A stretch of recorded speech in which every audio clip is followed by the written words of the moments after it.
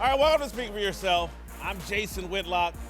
That's Marcellus Wiley, that dude. Yes, sir. Coming up, we'll tell you if Julian Edelman is on his way to the Hall of Fame. And if it's time for LeBron to give up on this season. But we start every day with a Whitlock. So what you got today, big toe? Oh, man, I hope Roger Goodell has seen the movie The Godfather.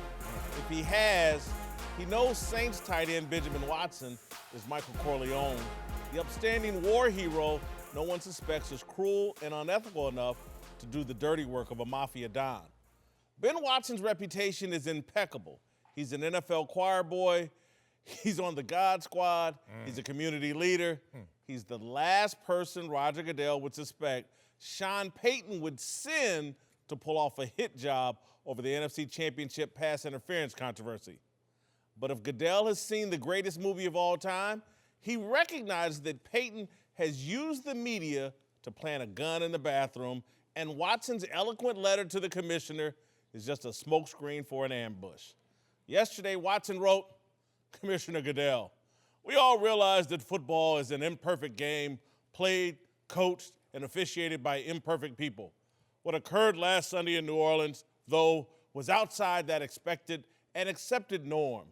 Your continued silence on this matter is unbecoming of the position you hold, detrimental to the integrity of the game, and disrespectful and dismissive to football fans everywhere. From the locker room to Park Avenue, accountability is what makes our league great. Lead by example. We are waiting. Let me translate Watson's words. Roger, if you just admit the league did us wrong, we'll forgive you. No, they won't. They'll cry louder. A Republican senator from Louisiana broke out a telestrator on the Senate floor today whining about the no call. Remember when Michael Corleone confronted Carlo Rizzi, his sister's husband, at the end of The Godfather? Carlo, you have to answer for Santino. Don't be afraid, Carlo. You think I'd make my sister a widow? I'm godfather to your son, Carlo. Watson is trying to pull the same stunt on Goodell. Don't be afraid, Roger. I got you a plane ticket back to New York and out of Louisiana. That's your punishment. No more gumbo in the French Quarter. Goodell better not go for this. He would undermine the integrity of the Super Bowl. And that's exactly what the crybaby Saints are doing by carrying on publicly like this. They're undermining the integrity of a sport that has made Sean Payton, Drew Brees, and a bunch of other coaches and players rich and famous. Payton and Brees need to stand up like men and leaders and put an end to all this whining. I have a boatload of respect for Drew Brees. I've called him the Walter Payton of this era. Payton is the NFL's most beloved and respected player of all time. The NFL Man of the Year award is named after him. Brees has won the award. He has one of the most powerful voices in the state of Louisiana. He needs to use that voice now to calm the insanity in New Orleans. Let me play the role of Vito Corleone and broker a peace summit. Hey, Vito. How did things get this so far? I don't know. It's so unnecessary. Roger lost Joe Lockhart. The Saints lost the game. When did I ever refuse an accommodation? Except one time. You know why? Because I believe this refereeing business is going to destroy football in the years to come. Here's how the league can solve this madness. The referee who failed to call pass interference and waved off the other ref should resign his position. If he won't resign, fire him. Problem solved.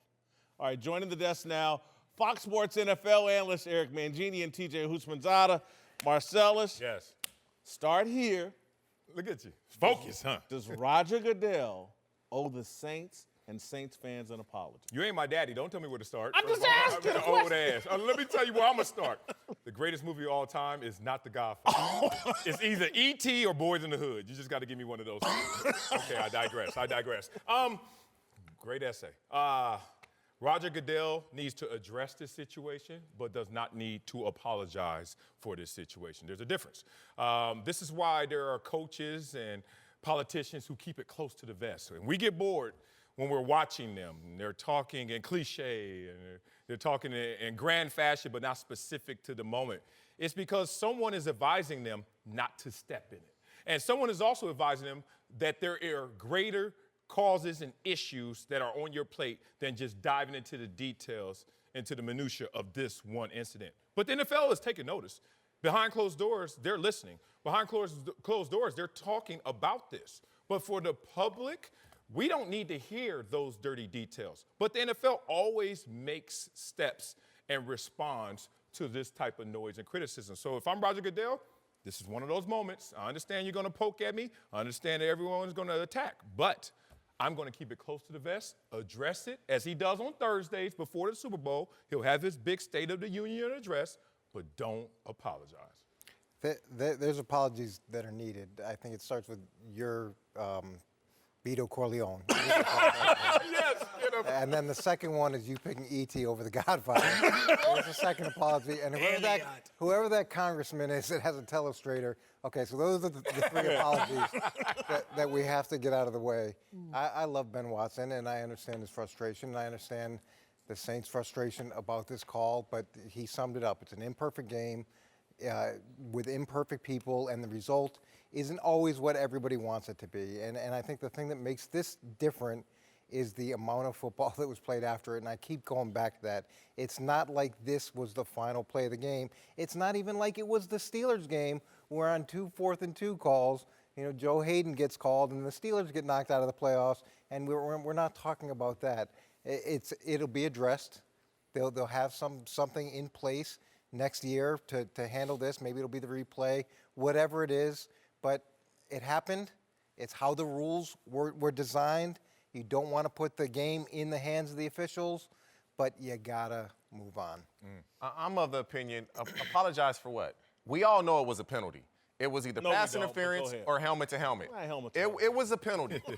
What is an apology gonna do? What is it gonna undermine the Super Bowl? We're sorry.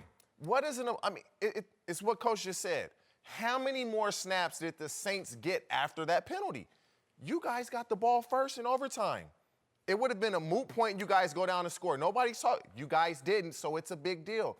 What are you apologizing for? We all know it was a penalty, one way or another. You guys aren't playing in the Super Bowl. The game is not going to be replayed. Enjoy the Super Bowl between the Patriots and the Rams, and it is what it is. Yep. Drew Brees, should he step up here, as I suggest, and tell these guys to back down? No, not at all.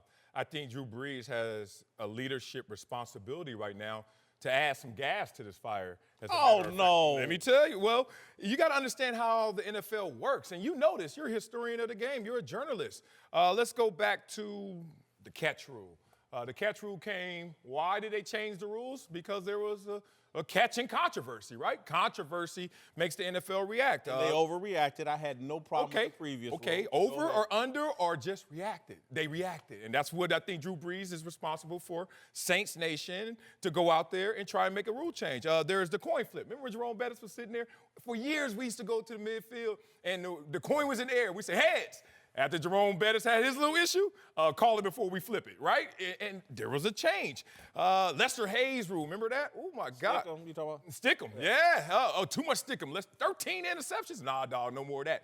Controversies is what makes the NFL move. So if I'm Drew Brees, if I'm Sean Payton, if I'm Who Dat Nation, more gas on this because we don't want this situation to occur for us, certainly, but for anybody else league-wide. Yeah, and look, there will probably be a change. But the reality is you play by the rules that are in place at the time the game takes place. And unfortunately, that call didn't get called. So that's just the way it is. That you can be unhappy about it, but there's a lot of people that are really happy about What's it. your take on mine that Drew Brees I don't know. I think Drew Brees needs to take his young family to Disney and relax, and he needs to enjoy the offseason and spend time avoid with his family. leadership. He should avoid leadership. He's the biggest voice in Louisiana. So what's he going to do? He's going to jump into this controversy? I'm sure he's disappointed too. I'm sure he's extremely disappointed with the way things worked out. It's going to change. It's going to be addressed in the offseason. But the reality is reality, and you just got to move on to the Super Bowl. The sad part is it's Friday. The game was played on Sunday, and we're still talking about this. Like, I'm of the opinion, Drew Brees, guys, it's over, leave it alone. Or Drew Brees, you add gasoline to the fire. It doesn't solve anything. Now, once Ben Watson comes out and does what he just did, it's because you don't expect this. You don't expect it. It's almost like this should be it now. Sean Payton complained. Michael Thomas complained.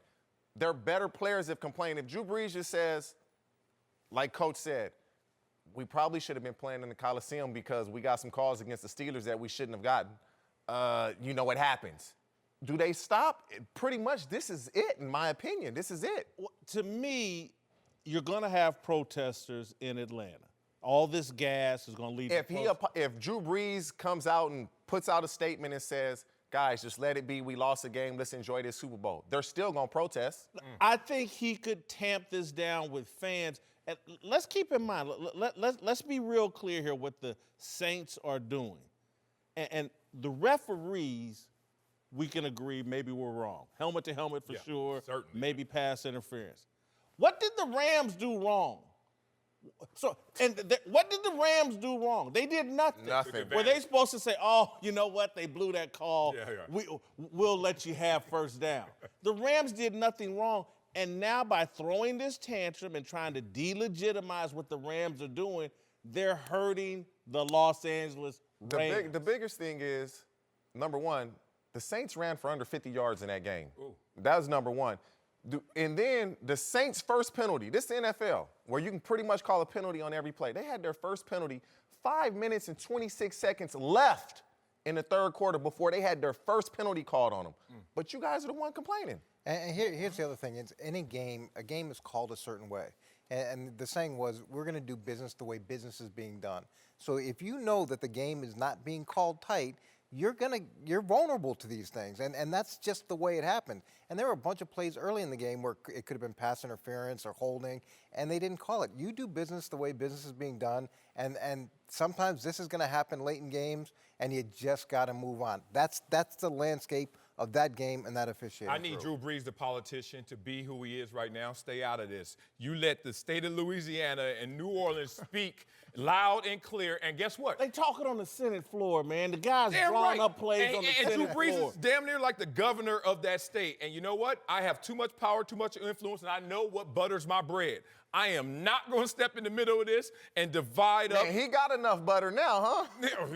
Who has enough butter? Think about it. I mean, for real. So Drew Brees, stay out of this. Look, my narrative is always the same. I'm always about trying to protect the game moving forward. Yeah, and I don't see anybody here Roger Goodell, to me, is doing the right thing by ignoring all this chatter. Other people need to join in trying to protect the integrity of the game. Why hurt the Rams? Why try to delegitimize? Should it be Sean Payton now? Should he just No, it come should out be now? Drew Brees. He's the most powerful boy. Sean Payton's a baby. He's throwing his tantrum. He's still throwing a tantrum. Drew Brees has to be the bigger man. Drew Brees is 40 years old, damn near as old as Sean Payton. Again, there's one other person here. There's one other person here that can do the right thing. The referee. Because the Los Angeles Rams, again, they did nothing wrong. Maybe you can blame Roby Coleman or Nickel Roby Coleman. He got fined. Yeah. The referee could, you know what? I'm in the middle. Let me take the bullet. It's only a part-time job. This isn't my full-time job. They make good money, though, doing that. But again, sometimes you got to be the bigger man and do what's right. To me, he should resign and/or they should fire him. So many missed calls, though, throughout the game. And we're like, that's not fair. I mean, take the bullet, maybe a flesh wound. Look, I'm one of the best referees you have in the game. That's why I'm doing the NFC Championship game. If he waved off the other guy. And look, in a world full of millionaires, the guy who's going to take the bullet is the guy who's Somebody's a lot of money. Somebody has to do it. That's why they call him a scapegoat. Look, people make mistakes. People make mistakes, and they'll be evaluated. Imperfect game, and he didn't make the right. And according to you, Whitlock, it wasn't even a penalty. Now Yeah, trying to get you're the guy. debating whether it's a penalty. Yeah, and now you're gonna fire the do the dude? right thing for the league. No. If this dude needs to step up, it's a part-time job. He blew it. But everybody knows he blew it. He should take the bullet. No, I take it. Hey, look, you can right now take me down a notch, knock me down a peg. Hey, I won't do the playoffs next year. But to lose my part-time job in its entirety when I made a mistake, and mistakes shouldn't be this mistake. Some mistakes are bigger than others. But this mistake is even controversial. You're over here debating the mistake. You can be late for dinner. But if you come home with lipstick on your mouth, it's a different deal. Some mistakes are big. No, this is one of our best referees, obviously, in the game. That's why he's doing one of the biggest games. take him down a notch. I respect that. But to fire the guy over something that is controversial, some say wasn't even a penalty, and then you can't use the stakes and the reaction against him because in the moment, what he did wasn't so egregious, wasn't with malintent, wasn't malicious. He just missed a call. That's not enough to fire a dude. D Ford made a mistake. Is he stepping down? No, Bob Sutton. If I was running the team, he might have some problems. But again, seriously, I'm crazy here for thinking There's too many missed calls. There's too many missed calls throughout the course of. I keep going back to what you keep bringing up. The Steelers is sitting here saying, "Man, we should be in the playoffs." Y'all talking about apologize for us not even getting an opportunity. The whole playoffs could be changed had the Steelers had an opportunity to play. And you never know what's going to happen. You saw With what that happened when roster the and Eagles that got team? in. Yeah. You don't know what's going to happen. my position is situational. Again, in a normal situation where we didn't have Ben Watson writing letters, we didn't have politicians taking this to the Senate floor, when we didn't have fans planning a protest in Atlanta, if we didn't have all those things, I wouldn't be saying, hey, the ref needs to do the right thing. But because this situation has blown completely out of control and these guys are being big babies and Sean Payton has set a terrible tone for the whole city and state, somebody needs to be the sacrificial lamb. And if it's that referee, so be it. So what? It's a part-time job. God, boy, you ever walk in someone else's shoes in the name of empathy? Like, hell no, what do you mean? Get rid of him. What does it matter to him? Like, you're sitting there from this vantage point pointing at him, but he's like, I didn't cause all of this. You're saying the crybabies are causing all of this, all the commotion, all of the noise. So they're going to cry and get a man fired and get him because fired they're complaining. And you're going to justify it. So if you complain enough, okay, we're going to punish somebody. Yeah, That's not good what logic. does that teach? When you deal with your kids, if they're complaining too much and you give I've into been it, in this you're going to get more of that. I've been in this situation, and I can't go off into it, but again, it's like me and the undefeated at ESPN. Oh. I took some bullets, man, so the thing could survive. Because trust me, I had a case. If I wanted to make a big, nasty case out of it, I could have. But I wanted the thing to survive, and I wanted other people to benefit from it. Sometimes you got to be man enough to, or woman enough to do that. The NFL is going to survive. It's going to thrive. It's going to have record profits. It'll be fine. And this will blow over in a year or two or maybe a little bit longer. Nobody will even remember it. Be like, oh, yeah, something happened in that game. I'm glad you took those bullets. Look at you now, baby. It should be rolling. Robinhood is an investing app that lets you buy and sell stocks, options, ETFs, and cryptos, all commission-free. They strive to make financial services work for everyone, not just the wealthy. They provide a non-intimidating way for stock market newcomers to invest for the first time with true confidence. It's simple and intuitive, with a clear design of data presented in an easy-to-digest way. What are the values of the Robinhood app, you may ask? The design and ease of use. It has easy-to-understand charts and market data so you can place a trade in just 4 taps on your smartphone.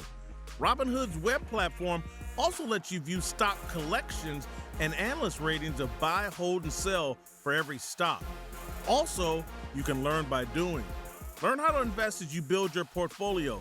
Discover new stocks and track favorite companies with your personalized newsfeed. You can even set custom notifications for price movements so you never miss the right moment to invest. Robinhood is giving listeners a free stock like Apple, Ford, or Sprint to help build your portfolio. Sign up at speak.robinhood.com. That's speak, S-P-E-A-K, .robinhood.com. Time for a big story, sponsored by Papa John's. 2 medium, 1-topping pizzas, just $6 each. All right, let's move to the Patriots, who are gearing up for their 9th Super Bowl in the Brady-Belichick era, thanks in large part to a huge game from Julian Edelman in the AFC Championship game. Edelman has been the most prolific postseason receiver since coming into the league, and now the most prolific receiver ever.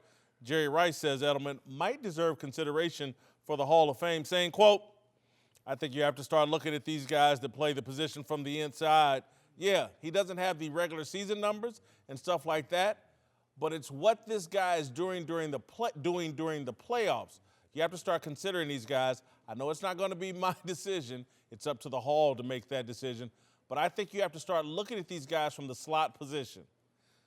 Jerry, it was so great to have Jerry make these comments and, come in after my brilliant comments yesterday where I said on this show that Julian Edelman is worthy of Hall of Fame consideration, and particularly if he gets a third Super Bowl and is instrumental in this Super Bowl. Julian Edelman should be considered for the Hall of Fame. Jerry Rice, the greatest receiver of all time, agrees with me. How could anybody disagree with me? Damn, I wish the numbers agree with you and Jerry Rice, but they just don't. Whitlock, here we go again, giving Macklemore a Grammy. Here we go again. Here we go again. Like, there's a lot of real capable, qualified candidates who are sitting there just log jammed and not into the Hall of Fame. But Julian Edelman deserves it. I don't see how. Let me go here. Let's stop this campaign right now where it belongs. It's starting to snowball. We heard it once during the broadcast, and it's starting to snowball into a real category, real conversation. I need to stop it. Here are some numbers. Let's talk about the Hall of Fame waiting list. The people who are not in there: Isaac Bruce, Steve Smith, Reggie Wayne, Andre Johnson, Anquan Bolden, Henry Eller, Torrey Holt. All of those guys are ranked in the top 15 in terms of receiving yards in their career. You want to know what Julian Edelman is ranked? 248. Preach. Hello. Okay, wait a minute. Has he ever made the Pro Bowl? Wait a minute, how you never been to Hawaii and Orlando, but you get to go to Canton? That's not how this rolls. Look, I had a good career with great moments. I'm not a Hall of Famer, but you know what I am ranked? Higher than Julian Edelman in sacks. So if we're going to start giving Julian Edelman some consideration, That's a nice wedding band. It is a damn nice ring. Nice you know what? and that's my point. Give him all the Super Bowl love, all the champion love, even though I know some champions that are bums, because you just be on the team and get a championship ring. He's not a bum. He's a great player. Hall of Fame is the most prestigious, 10 times as accomplished as any Super Bowl champion just walking down the random streets. You can't get into that elite club unless you qualify. And by these numbers, I don't see how you make a case that Edelman is qualified. And when you listen to what Jerry Rice said, he never said Edelman. He said these guys. He was talking about the position, the slot position. He was and asked about Edelman. there is some merit in that discussion, because more of NFL offenses are 3 wide receiver sets. So those guys are more in line with starters than they used to be. But in terms of Edelman specifically, when you look at the postseason receptions, which you keep talking about, 3 out of the top 5 guys are former Patriots slot receivers. Oh, so they all going, huh? Yeah, so it's Edelman. He's out there by far. It's Welker, it's Amendola. And when you look at Welker, Troy Brown, you have to put in that conversation too, because he was another great Patriots slot receiver. When you look at the Patriots Hall of Fame, Troy Brown's in it. I think Wes Welker will make the Patriots Hall of Fame before Julian Edelman does. He did have 400 more receptions. He did have 4,000 more yards. Did he retire? I know he hasn't retired, but what I'm saying is we want to talk about those numbers. Historically, that position has been very productive in that offense, so there has to be some context. Now, Julian Edelman, he can play. I'm not discrediting his ability to play football. I think he's a baller. But like Marcellus said, I'm not even going to go to the waiting list of guys that will be in the Hall of Fame. I'm going to just go to guys that probably won't make the Hall of Fame that are better than Julian Edelman. A.J. Green is better. Emmanuel Sanders is better. Deshaun Jackson is better. Golden Tate is better. Stephon Diggs is better. Adam Thielen is better. Chad Johnson, who I played with, is probably one of the top 5 talented receivers to ever play in the NFL. And put up numbers. And put up great numbers is better. Brandon Marshall is better. DeAndre Hopkins is better. Juju Smith-Schuster is better, and he's a youngster. Mike Evans is better. Jordy Nelson is better. T.Y. Hilton is better. I can go on and on and on, and when you do this, it discredits what Julian Edelman has done. T.J. Hughes-Mazada was better. That's a fact. That is real talk. And so when you play with Tom Brady, he's played in 17 playoff games. You are going to get the rock. Go to a different position. I played with a guy named Willie Anderson with the Bengals. He should be in the Hall of Fame. He's not. You can't control who you're drafted by and what team you play for. Julian Edelman has made the most of every opportunity given to him. But when you're in that system, when you have Tom Brady throwing you the ball, you are going to do well. If you get 12 targets thrown your way and you catch 8 balls, that's a great game. You might drop 2 or 3, but you still had a great game. Not discrediting you, Julian Edelman, but Hall of Fame, that's not even a stretch. That's crazy. So I just want to be clear here. The greatest wide receiver in NFL history agrees with me that the man should be considered. He didn't say his name. He was asked about Julian Edelman. He said those guys. He was asked about Julian Edelman. So is Wes Welker a Hall of Famer? No, that's not my argument. Yeah, better no. numbers. And again, so it's not about better all the time. A lot of it is situational. This game of football, I know we've reduced it down to fantasy, and it's all about who puts up numbers. But the game of football, at the end of the day, is about contributing to a winning environment. But you can't control. There's 32 And when you teams. do all that kind of winning, and when you're a part of a dynasty, I go look at the Pittsburgh Steelers. 9 players from the Pittsburgh Chuck Noll dynasty in the Hall of Fame, including Lynn Swann and John Stallworth. Lynn Swann never had a 1,000-yard season. In what era? It doesn't matter. Those guys, there were 1,000-yard receivers in that era. John Stallworth had 3 of them. Lynn Swann never had one. Because of what they did in the postseason, that elevated them.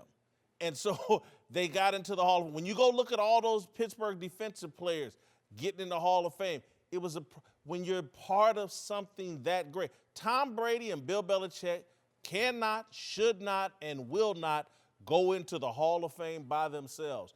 It took more pieces than that to build that dynasty. And when you are part of a great dynasty, will be done the when guy. you are part, it needs to be. If 9 Steelers get in and they won 4, It's a different day and age.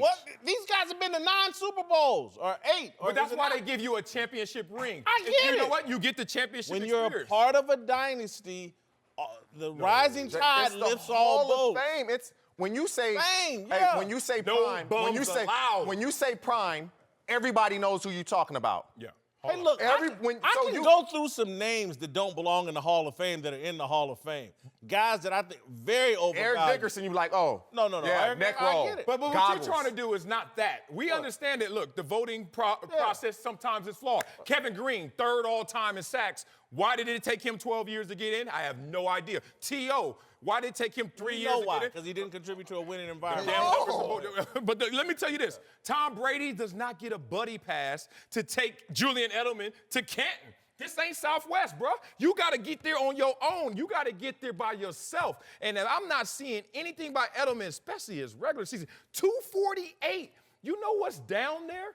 Not Hall of Famers. His career's not over, and what he's doing in the postseason. When he was a free agent. Year after year after year. Again, it's not about free agency. It's about, is he contributing, a major contributor to a dynasty, a big part of the reason why they're a dynasty? Does he make clutch catches?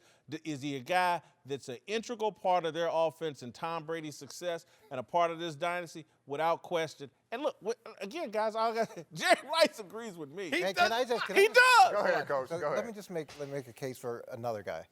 Troy Brown. We talk about the contribution to a dynasty. In his 12th year as a wide receiver in the NFL, he converted to a slot cornerback and played 250 snaps and had 3 interceptions. He also played backup quarterback and played quarterback in a game. There's a guy that played 3 positions in the NFL, plus had incredible production in contribution to a dynasty. To me, if you're looking at the full picture of selflessness, of teammate, of production, Contribution? it was. You're making a hell of a case for it. But it was I'm not before the dynasty was a dynasty. Is when Troy Brown was. You're making doing a hell this of a stuff. case for him. I'm not against it. But you know what? It's not fair to anybody who ever played a game of football, and this is where I'm coming from. I deserve to be on the outside, and I don't want to go in because I'm not qualified. Those in there have to live up to that standard. When you start compromising that, you're just taking away the most elite, prestigious part about playing the game in terms of individual accolades. It's not an individual thing, though. Why is it Football's not? No, It's I'm not. about Football's not, but your numbers. You can be in a losing this is me- situation. What This about is the me. offensive linemen that are keeping Brady upright then? So will those guys get in too? All 5 of them? No, not all 5 of them. And if there's a guy that was there for, a big chunk of the dynasty and a big part of it, yeah, maybe he should. But don't you separate it by numbers and measurables and things that you could actually look at objectively? Look, now I'm just going to say this. I'm a bit of a weirdo as it comes to football. As a child, I literally used to write my Hall of Fame speech.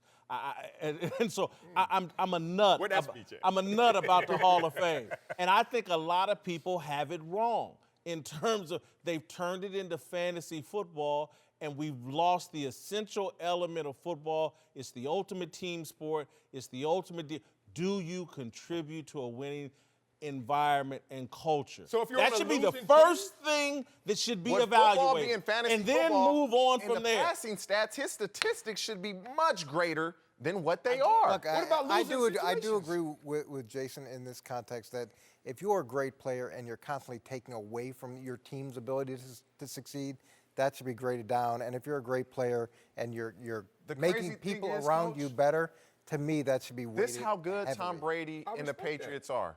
When Gronkowski did not play, they won a Super Bowl. And Gronkowski is a Hall of Fame player. great. They didn't play. He didn't play. Yeah. And he's, in my opinion, is the second most important player on that team behind Brady in this dynasty. And they won a Super Bowl. And what about great players who are drafted to bad situations in the NFL? Tough break, man. Tough. It's a tough And you break. out there destroying people, but It's a you're tough not break. contributing to a winning climate. This is I'm not saying that because there's been a lot. Hey, look, Dan Fouts is in the Hall of Fame. Warren Moon's in. I got no problem with it. Numbers. Derek Thomas in the Hall. I got no problem with great players, but I also just think I'm just telling you my first criteria. And most people don't do it this way because we've turned everything into fantasy football, and it's just, can I go on the internet and look at some stats? And the stats Okay, it doesn't drive even everything. have to be fantasy football or the stats. It could be the eye test. If you put him on the field with the top 30 receivers in the NFL right now and had a mock combine, he would probably be picked in receiver 28 to 30th. Okay. Yeah, and but you know when- what? it's about Let me. talent. I'm going to answer But you when this. Tom Brady was That, playing thank with a you. bunch of people, he got picked in the sixth They round. went That- through a you know, mock like- draft with Tom Brady and did all that I'm evaluating. saying- He Nah, went he's to the saying right sixth now. round. Right now. now. Don't y'all do teams I like get that. now. if we He put said right Tom now. Brady in that. Right now, he would be a top No, three he wouldn't. quarterback If pick not, if right we just now. went, not if we put him in a combine and we couldn't judge all the other things about him. The other things about Tom Brady is the ultimate contributor to a winning environment. And you know what's crazy? You can't judge that All at the combine. All right, but Tom Brady ain't ranked 248 in any category. Ever. He's played a lot longer. Except than draft Goodell. status. We're joined now by longtime NBA player and Big Three champion Cuttino Mobley. Let's move to the NBA, where LeBron James missed his 15th straight game with a groin injury last night, and the Lakers lost to the Timberwolves. LA is just 5-10 since LeBron went down, falling to 9th place in the West, and there's still no concrete timetable for LeBron's return. Luke Walton insinuating that LeBron might play Sunday. I don't think so. I think LeBron wants to shut it down and probably should shut it down. I go back to a quote that Luke Walton had in October before the NBA season kicked off. He said, "We got 4 years. We want to make sure that we're not only playing at our best come the end of the season, but that he's fresh. It's a goal that we're on a journey, and it's not a one-year journey. This season has never been about this season." That's true. That's true. But he's saying that from my perspective. He's saying that to the fans of give us some time. Even though when LeBron James is playing on the team, they're going to go to the playoffs. Yeah. They've been garbage 6 straight years, right? Yeah. LeBron comes, they're 3rd, 4th in the West. He leaves, injured, they're down, 10? 9th, 10th? I think he's just saying that to tell the fans because they loved Kobe so much. They love the dynasty so much that when you come here, there's pressure right from the beginning. So that's what I think he's doing. Just calm down. We're going to be okay, but it's a 4-year kind of deal, kind of thing. Why shut it down? A week ago, they were in the playoffs. Not- A month ago, they were beating Golden State on the road by 20 with He's not shutting LeBron it in down. half of that game. He's not shutting it down. You can't shut it down. The Lakers mishandled this, and it's twofold. One, in the moment when a guy pops his groin, it's not day-to-day. At all. Stop like, I said it in the moment. I remember we came on the show, I was like, that's a month minimum. Easy. And you know why they didn't say it was a month, 4 to 6 weeks, and it was day-to-day?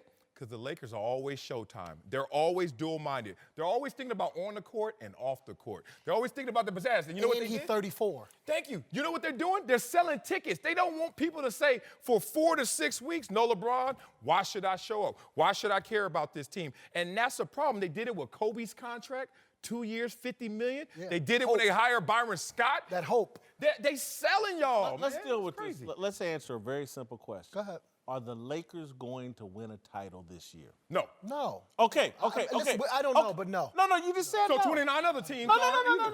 Oh, I'm sorry. When has LeBron James ever been about, I'm not winning a title this year? First 7 years. No. I mean, Cleveland. After his first couple years Okay, in well, Cleveland, yeah. he was always Well, he went to title it in chaser. He went to one and He lost. went to it in 4. But again, and so every year he was chasing a title. Yeah. He's not about this life of being and also ran to the Warriors. But that doesn't help them. Let me tell you why it doesn't help them. They're young. You still have to learn how to win. You're not learning how to win right now with him out 15 games and you 5-10.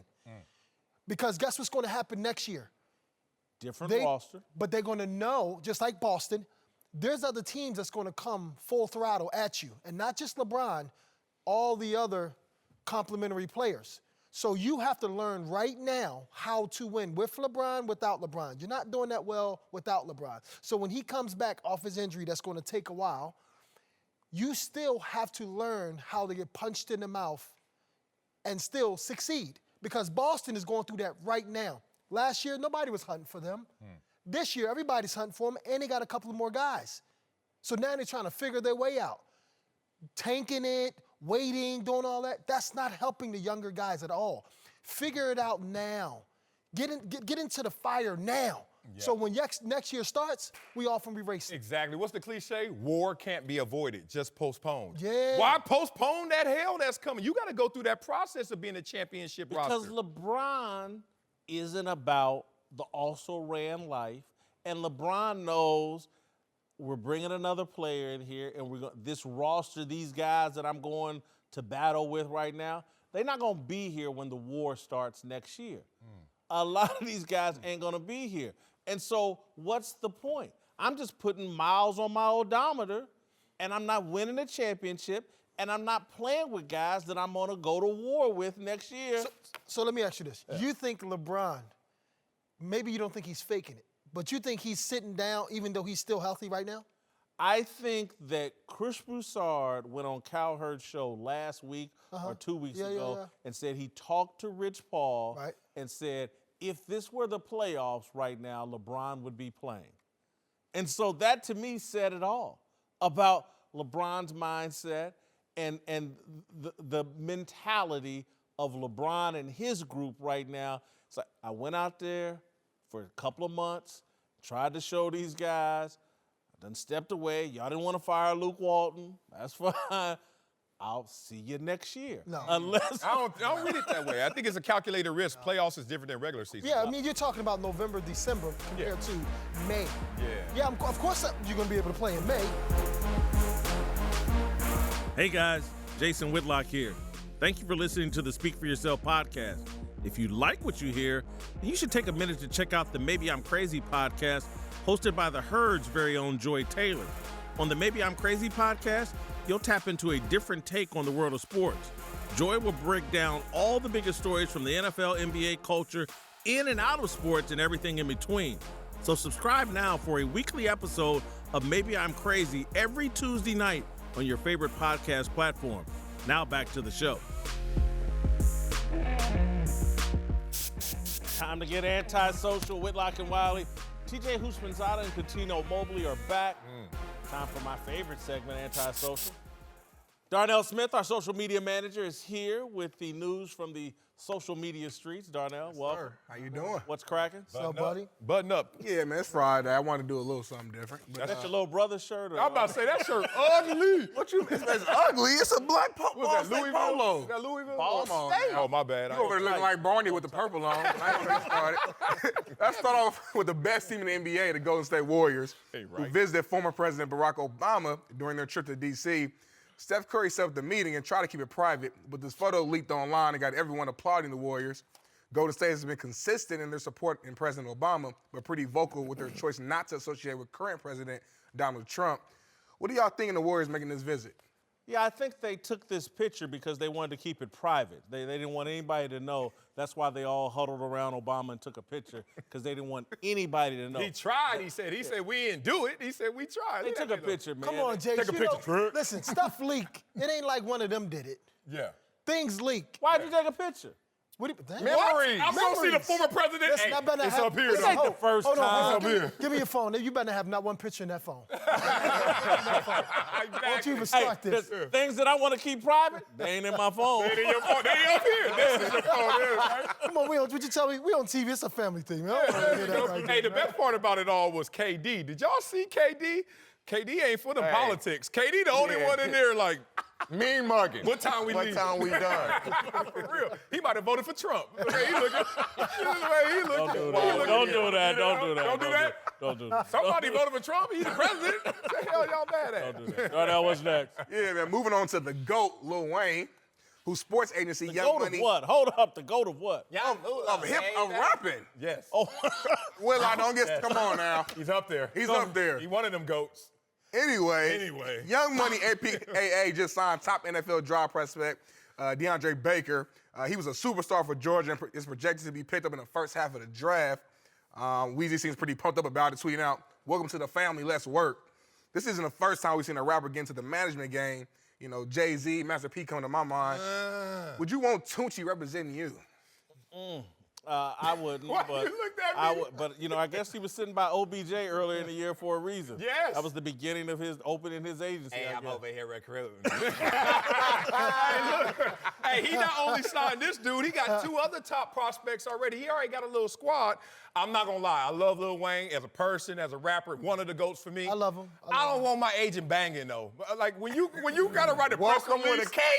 You saw that too. All that you LA, saw come that. on, man. You yeah. can't be banging as You my agent. saw that. You Yeah. can't- hey, it's spelled with a C, homie. You know what though? I actually know the agents that are running it. Andy Sims, Wesley Spencer. They do a really good job. That's Yeah. real. They, What's the I- face? Brian. So I actually he's know them. more of the So, face. More yeah, of the it's face. just the name. But the agents that are actually working, they're good agents. They really know what they're Right, doing. I don't mind it at all. Yeah. You know, I want to see a rapper go get an athlete to go do a feature to drop 16 bars on a rap album. That never happens. Why do athletes go run out and let athletes let rappers represent them, but rappers the don't reverse. bring athletes into their business? Well, I think Corrupt had Allen Iverson, Kobe. Like, What about Damian Lillard? yeah, Lillard, Steven, Arian Foster, Steven Jackson Steven had an album. Jackson. As soon, again, Steven Jackson got Kobe. his own album. Let me see Dr. Dre say, "Hey man, I'm gonna bring OBJ on to the Dre final." won't bring Dre. Where is Detox?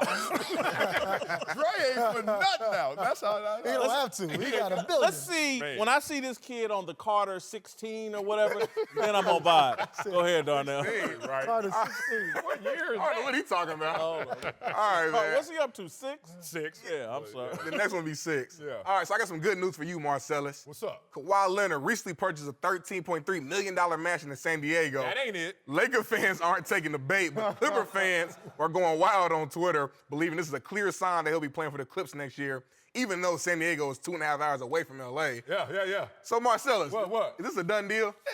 Yeah, if that ain't the house. Like, look, 13 million in San Diego. He went to San Diego State.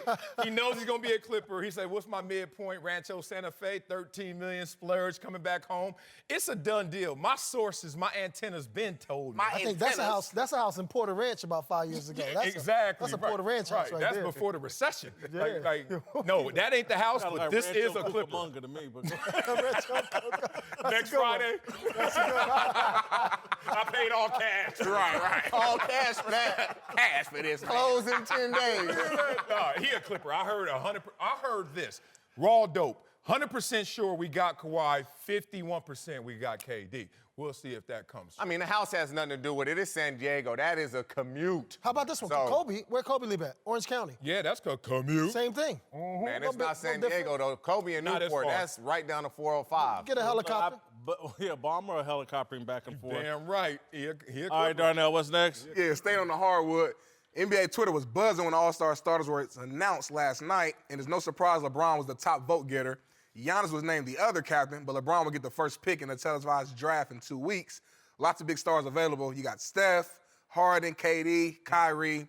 So who do you guys think LeBron should take #1 overall? Steph. KD. KD. Take Steph. Take Kyrie and just start some stuff up. Man, he got to take Kawhi or KD and hope one of them come to the Lakers with him. Well, Show 'em KD love. ain't coming. You How don't about already that? called it toxic. He ain't coming.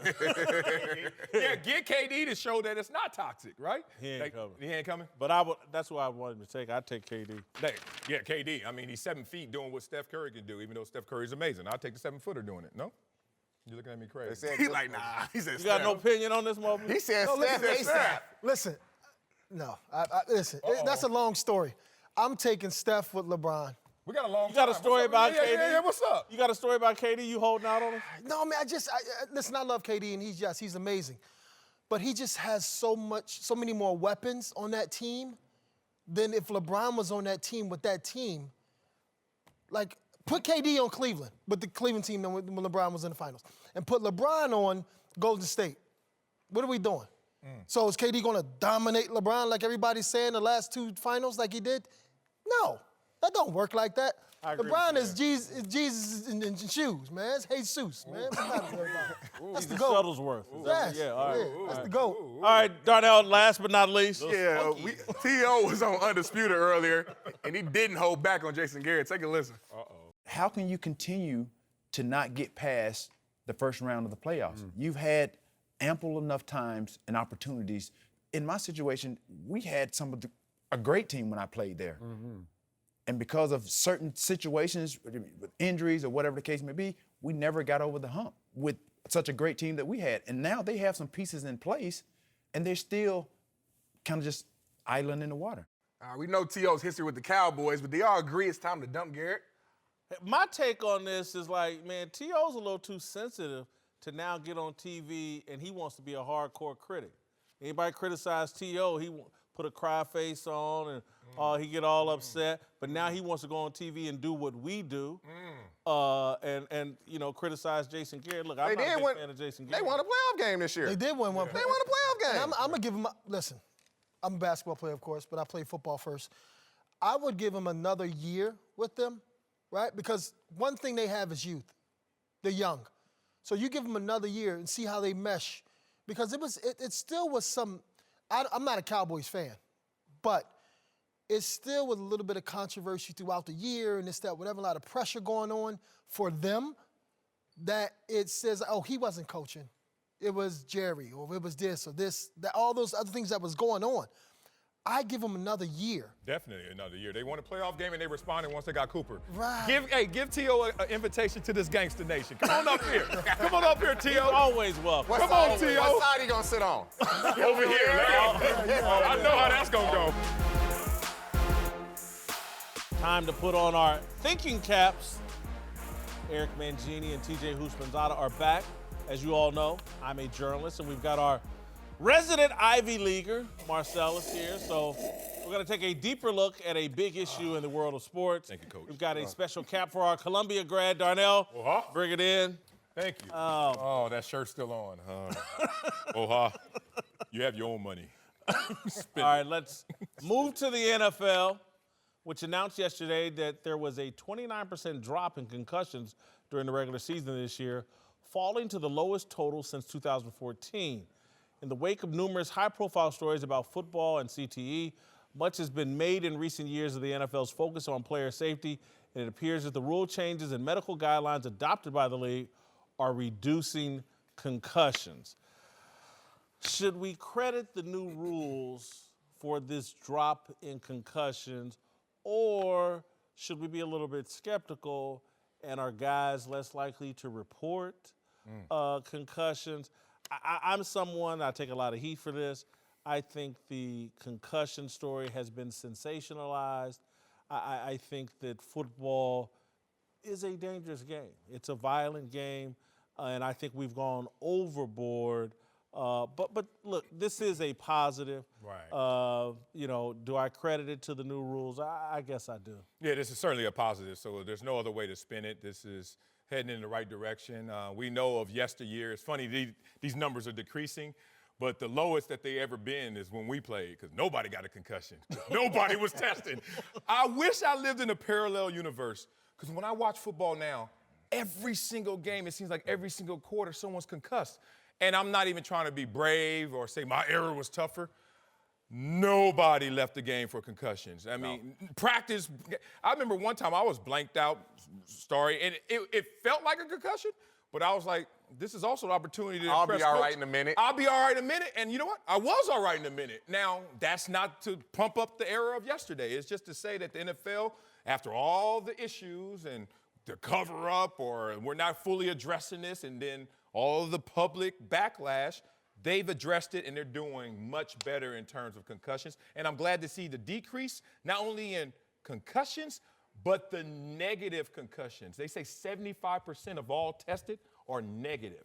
That means they are grabbing you no matter if you feel it or not. There's an independent evaluator on the sideline said, come here.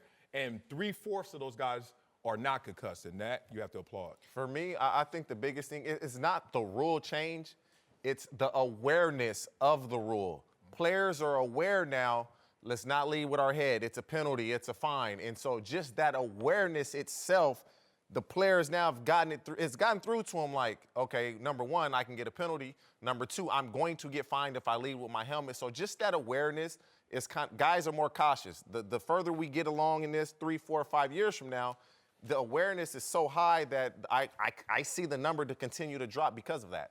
I think the awareness is great. They talked about more guys wearing the latest headgear, 74%. My question would be, why isn't that 100%? How do these numbers relate to college football? How do these numbers relate to high school football?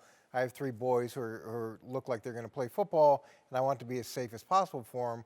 But there is a reality of this is a lot of money, and guys will sometimes score lower on their baseline test so they don't get tagged with a concussion. And we could say that you look at players objectively, but injury history comes into play. And if a guy has a history of concussions, you may be less inclined to sign him. Because what you said is so true. Great point. You take that baseline concussion test, all you have to do is be a fool and just, they'll give you 4 words.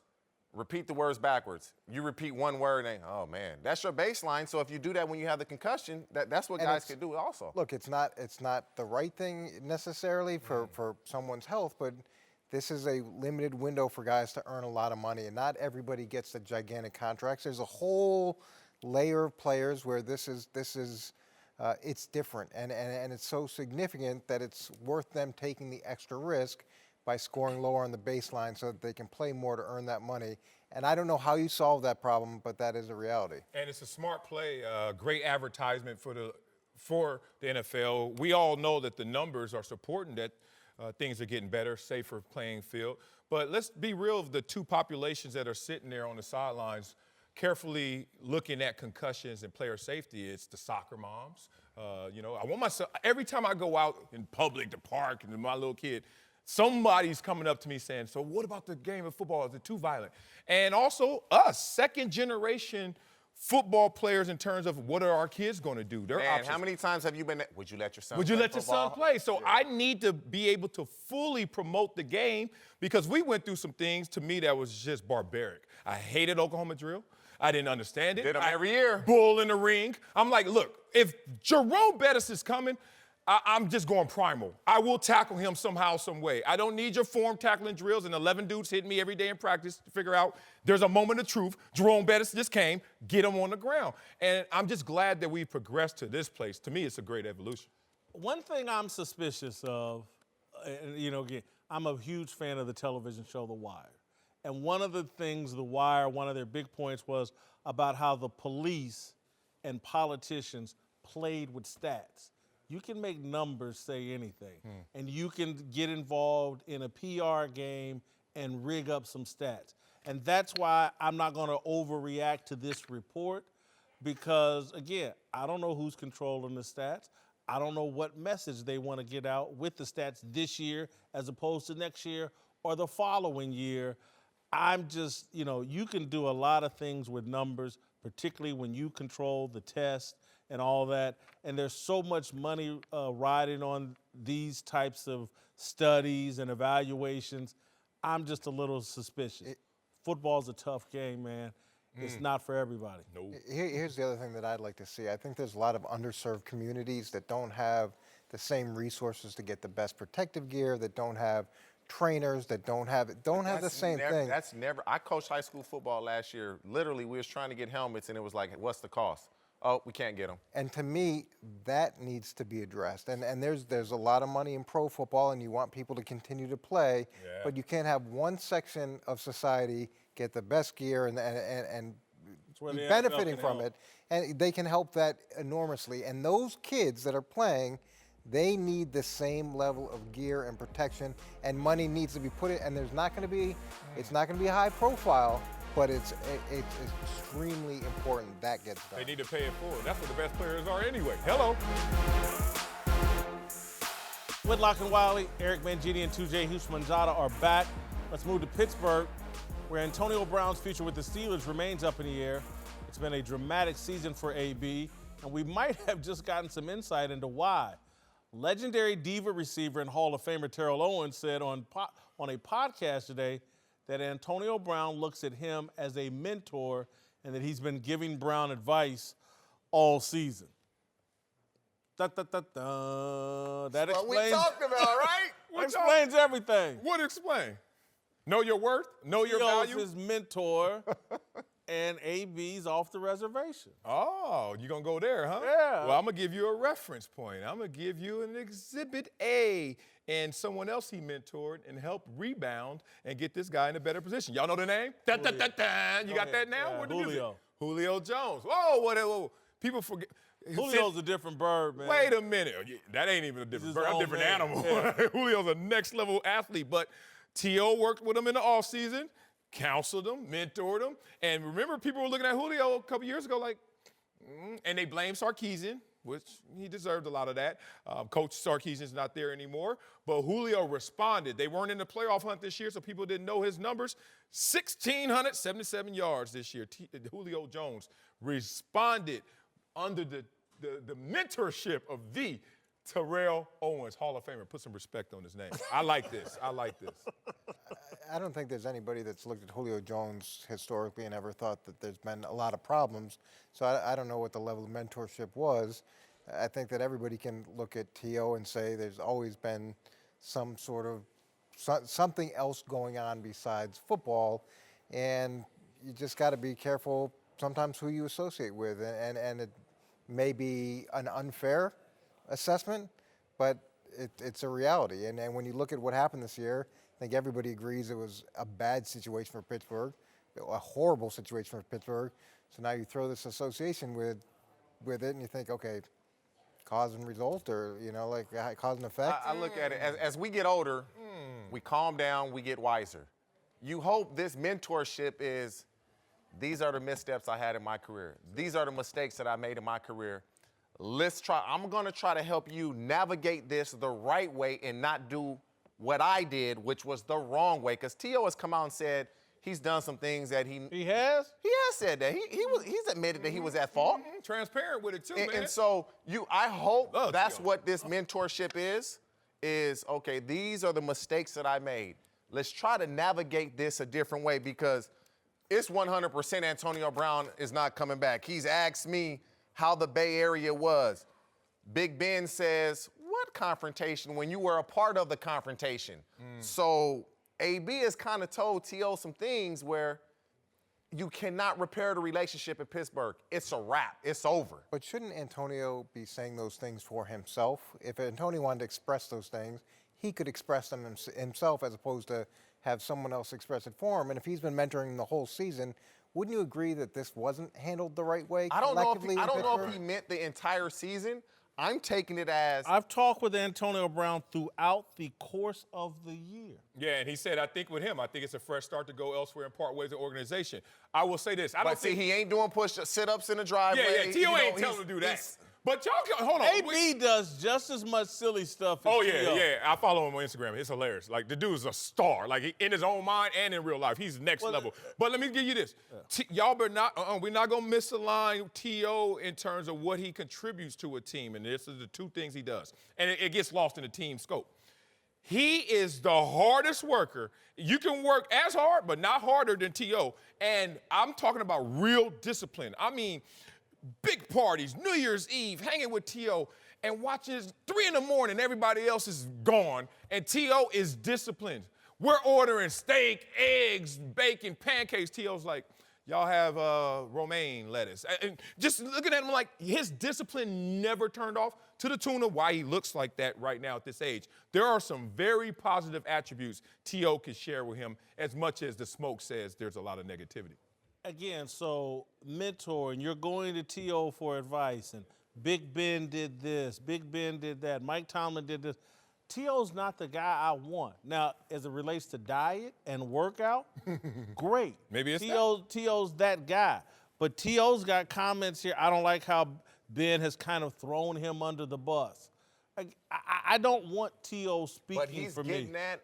Antonio Brown has given him this information. I know. And all T.O. is doing is reiterating this is what's going Publicly. on. That's why this relationship cannot be repaired. But it's not like Antonio Brown has some sort of gag order on himself. He can speak for himself at any point. But obviously he doesn't want to. He's got social media. He's got a platform whenever he wants a platform. And so to speak on his behalf, unless that's what they're looking to do, it doesn't bode well. There's a benefit to doing that. Time to talk approval ratings for Roger Goodell. Uncle Jimmy's here to help us out. It's going to be interesting. It's going to be very interesting. What is Dick that? Tracy, what? What is that? Call him by his first name. It's all poots and giggles till someone giggles and poots, huh? Let's get to it, man. All right, let's see a highlight from our discussion earlier about Roger Goodell. Thanks.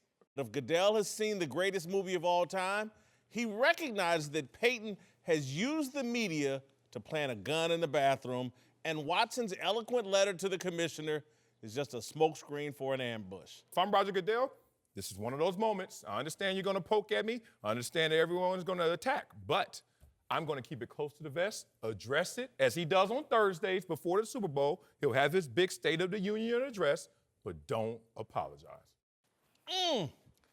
I think don't apologize. I agree with that.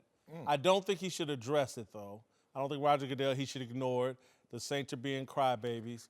Anyway, Uncle Jimmy, you know, I'm sure you're a big Godfather fan like me. What do you think of our take? What do you think of my take, our take on Roger Goodell?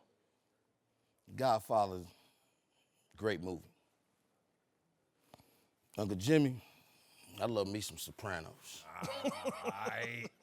Now, that's a great TV show.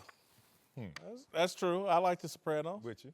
And right about now, I'm going to be 100 with you, boy. You starting to remind me of a character from The Sopranos. Tony? All this caping up you doing for Roger Goodell and everything, you reminded me of him. Tony? I got a name for you. Salvador Bonpensiero. Salvador Bon. I called him Big Pussycat. That's you, man.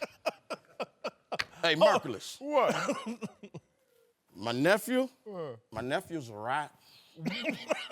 He's working for the NFL. Oh, hell no. You went there? You went there on...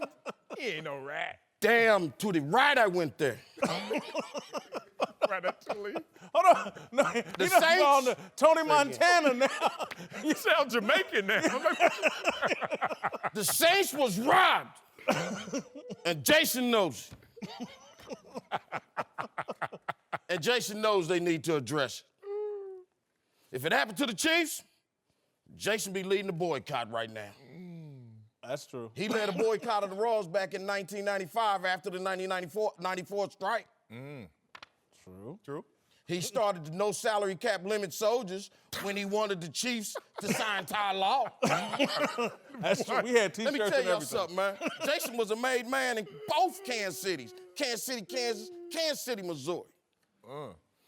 Had private parking space at Garozzo's. Kansas City's #1 Italian restaurant since 1932. Now, Mike Jason, Rose, a good friend of mine. now Jason, he's a rat. Damn. And he was a revolutionary in KC, huh? That's him? A revolutionary? A revolutionary? Yeah.